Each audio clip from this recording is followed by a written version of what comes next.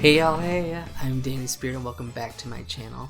Thanks for stopping by for today's video because we are talking about 20-somethings Austin, but this is part 2 for episodes 4 through 6. And if you haven't caught up, you can check out my part 1 right here. Let's set the scene real quick by giving a rundown on the first 3 episodes. So there's a lot of flirting in this weird split gender house. Kamari and Abbey have just hooked up, but there's also been more of a focus on certain cast members like Keke, Kamari, Abbey, Isha, and Michael. So let's dive right into episode 4. So after they hook up, apparently Abbey and Kamari are good. They want to be friends, but Abbey can't deny her growing feelings for Kamari. And it's definitely clear that they have some chemistry going on. Finally, we get some Natalie love. She goes on an interview to a coffee shop without any barista experience and nails it, something that Michael and Abbey both failed to do in their respective careers. And Kamari's always out here supporting his roommates and going to their interviews. He's so supportive. He is the supportive go of the series. And I love these moments with Kamari because it makes it feel a little less scripted.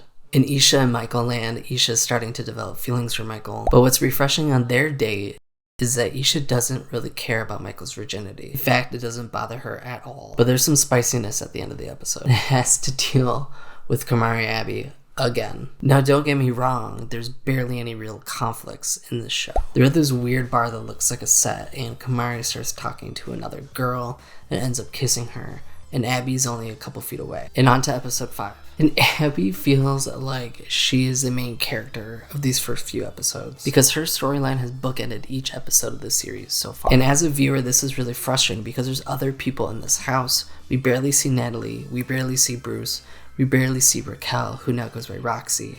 Like, I want to see these people. I want to see these roommates be roommates. Keke returns home and we get to finally see some more Natalie. So she's been trying all summer to find someone. She finally matches with someone on Hinge that she really likes, and she wants to go on a date with him. Ooh! But of course, before they even go to their date, he sends a dick pic. And she starts consulting the girls to see whether or not she should even go on the date, to even entertain this guy. Now the rest of the girls are like, don't go. Well, guess what? He doesn't show up, and she gets stood up at the bar. And I just really feel for Natalie, because I've definitely been the person in that situation. Maybe honestly both people. That's bad. Yeah, that's bad. There's more Abby. They go out. Abbey says why she was upset with the whole kissing situation, and Kamari apologized, realizing his mistake, which is also really great and forthcoming. And I'm glad these people are communicating with each other. And finally, we have an episode that doesn't end with them, and it ends with Michael and Isha. Early on in the episode, Michael and Isha go to a stand-up comedy show, and Michael performs. He doesn't fail as hard as he did the first time, thank God.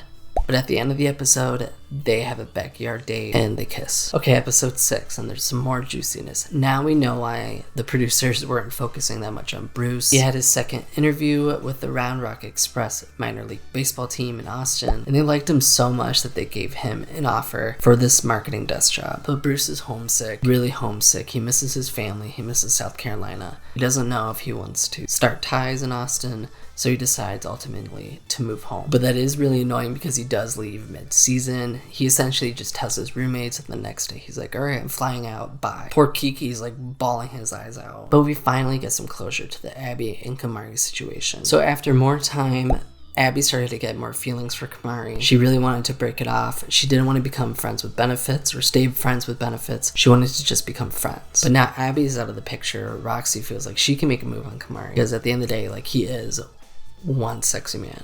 So I would make that move too, Roxy. And finally, in Isha's storyline, she starts making progress with her fashion line. She puts up her clothes on consignment in a boutique to see if they can sell, so she can get her feet wet in Austin's eclectic fashion scene. So it is great that we're finally seeing some career moves, and it isn't just flirting, and more flirting. So yeah, those are the next 3 episodes. This is part 2. I have part 3 coming tomorrow. But I want to know what y'all are thinking in the comments. What do you think of the show so far? Are you upset that Bruce left? What do you think of the Abbey and Kamari situation?